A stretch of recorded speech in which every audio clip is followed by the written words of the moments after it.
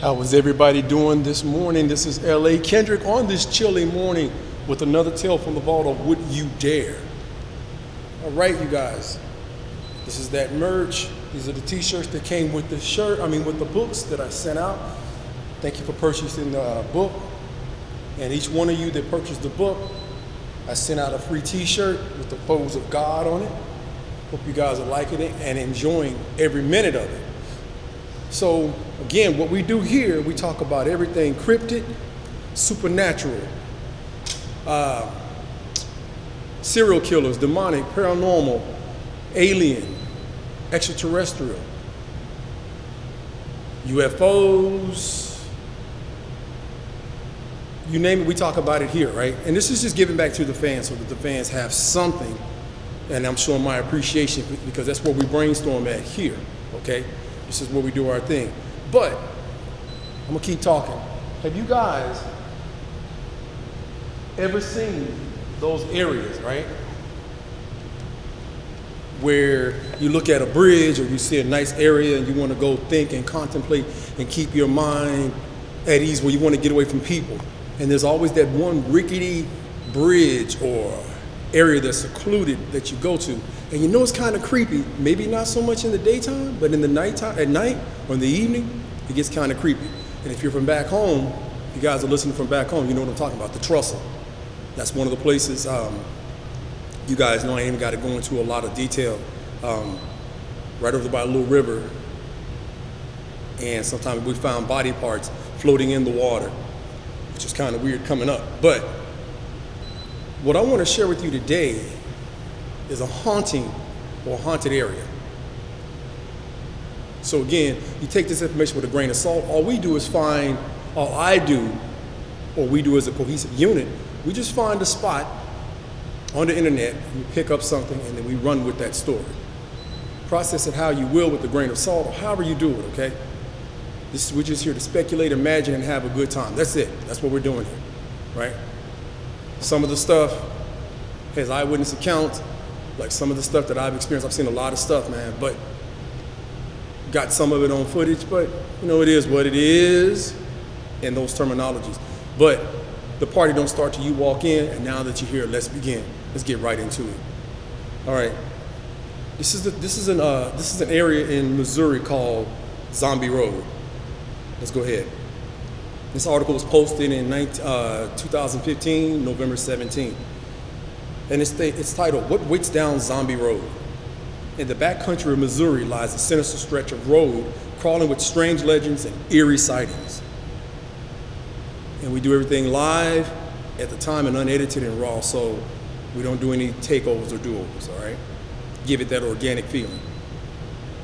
Though St. Louis, like most Midwestern cities, is a sprawling metropolis of interconnected suburbs, you don't have to travel far west of the city before you come into a relatively untamed region of dark forests, rivers, and caves. It is here, near a bend in the Merrimack River, that you can find one of the most sinister stretches of road in the country. This place has been called Zombie Road since the 1950s. Though no one is really sure of the origins of the name, some attribute it to the stories of a zombie killer who supposedly lived in the shacks near the abandoned road and preyed upon young lovers. If that sounds like something out of an urban legend, well, it might be. But the fact is that Zombie Road has been attracting strange stories for as long as anyone can remember. Originally built sometime in the 1860s and officially called Lawler Ford Road, the lane provided access to the river and railroad tracks that ran alongside. Shrouded in the shadow and the twilight by dense clusters of trees, the road also passed through an area that was once called Glencoe, Glencoe, a resort community where small houses were built along the river. When the community dried up in the mid-1940s, the road was abandoned and the small riverside shacks were abandoned with it. Locals say that among these former homes dwell the ghost of an old woman who comes out to yell at passerbys. From the 1950s onward, Zombie Road was a frequent setting for scary stories at Lover's Lane and a popular place for teenagers to party.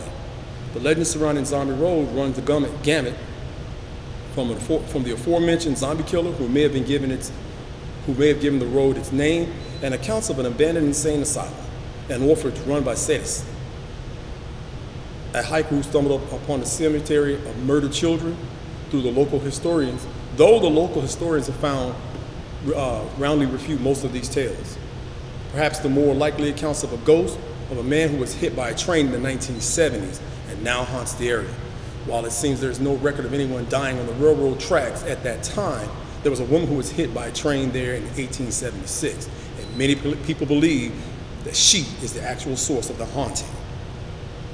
Amongst the most persistent rumors surrounding Zombie Road are the reports of shadow people, dark humanoid shapes that appear in the trees and seem to follow travelers on the road but are gone upon closer inspection. In 2007, a documentary called The Children of the Grave aired on the Sci-Fi Channel, completely with photographs claiming to show these shadow people. I did a story on that. It isn't just believers who agree that there's something creepy about Zombie Road. Even skeptics describe the road as claustrophobic and say that it seems to never be the same length twice. In 2010, the road was repaved and rechristened Hollow Rock Trail, a gated 2.3-mile natural trail, what is now the community of Wildwood on the western edge of the St. Louis suburbs. But the spooky stretch was never able to shake the name Zombie Road, nor the sinister reputation that it attained. Now, Zombie Road is home to bicyclists and people walking their dogs, at least during the day. By night, there are still reports of strange sightings and sounds along the trail, and it remains a popular place for trespassing, in spite of signs that warn fines up to $1,000 for anyone caught on the trail after dark.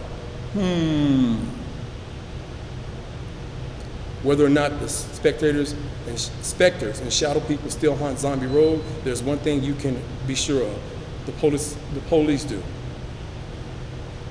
Since it was converted into a trail, the police have written hundreds of tickets for trespassing, and yes, the tickets do say Zombie Road on them. And that is the end of that article. Again, they say that the original stuff that happened with Zombie Road was because there was a guy that escaped an insane asylum and began a murderous rampage. That's what it says. So with that, let me see if I can.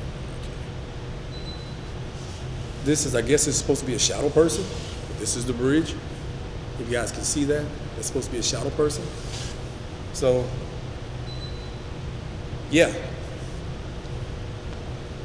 There's a lot of creepy areas and roads back home, and every state has it, where the road or the bridge has been dilapidated, however you want to pronounce that word. Yeah, just unkept areas. There's a lot of places like that across the country, and every state has one. Again, I know we have some back home. We have a lot back home in Kentucky. So with that being said, this kind of spooky. Again, they say that there's like a lady that comes out and tries to hug you, and once she grabs a hold of you, she screams in your ear until whatever. I don't know if it drives some people insane, but a lot of people have reported that as well. But these spooky worlds and these specters and these shadow people, man, I tell you, I did a story on the shadow people a while back. It's pretty intense, and these stories are spooky to say the least.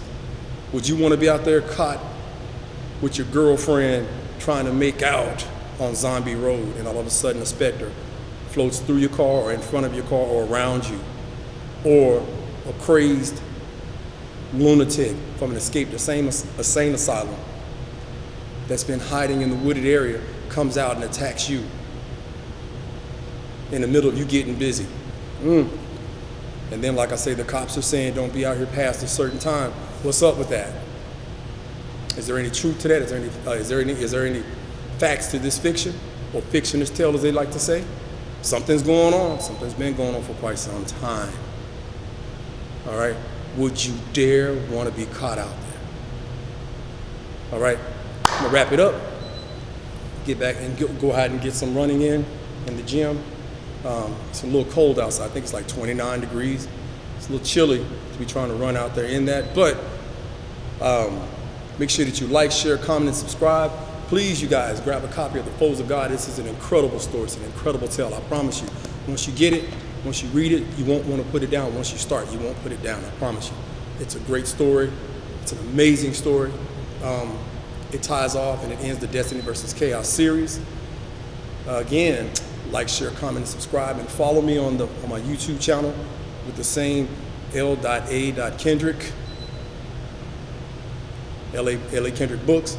You can find my books on Barnes & Noble's, Barnes & Noble's, Amazon, Books A Million, etc., etc. Just Google the name L.A.Kendrick, The Foes of God, or any of my other books, and it'll pop up. Oh, also, we have I'm still working on getting that book signing finalized, and it should be around February the 11th or February the 12th. I will give you guys the location of when that happens. All right, y'all know how we do when we close this thing out. Make sure you check the dark recesses of your home. Make sure you check your closets, those dark closets. Make sure that if you work late at night or into the wee hours of the morning when there is absolutely no visibility or limited visibility, make sure you check under your car, inside of your car. Make sure you're mindful of your surroundings, because you never know what's lurking in the dark near a bridge, waiting to make you a story. And until next time, you guys fill in the rest and be safe.